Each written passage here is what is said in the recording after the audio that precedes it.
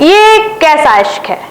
मां ही बन गई सौतन और 25 साल के दामाद के प्यार में पागल हो गई। 39 साल की सपना बेटी की शादी से पहले घर से भाग गई और साथ में ले गई घर के जेवरात और इज्जत दोनों। उत्तर प्रदेश के अलीगढ़ से एक ऐसा मामला सामने आया जिसे सुनकर सिर चकरा जाए।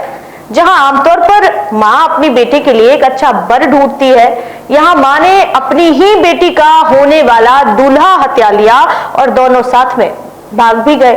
16 अप्रैल को घर में शादी की शहनाइयां बजनी थी, लेकिन उससे पहले ही 6 अप्रैल को घर में सन्नाटा छा गया, क्योंकि मां सपना और 25 साल का दामाद राहुल घर से घर के जेवरात और पैसों के साथ निकल लिए।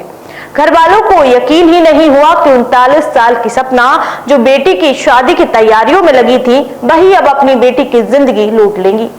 ये कोई आम भागकर शादी करने वाला मामला नहीं है, इसमें है तंत्र मंत्र और वशीकरण की भी कहानी।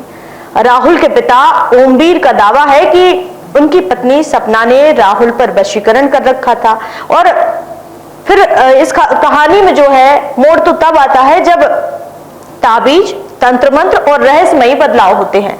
सब कुछ धीरे धीरे राज खुलता है और जो उनके पिता हैं राहुल के, वो आरोप लगाते हैं कि मेरे बेटे पर वशीकरण कर रखा था, उसको ताबीज पहनाया हुआ था। तब फिर कहानी बदल जाती है।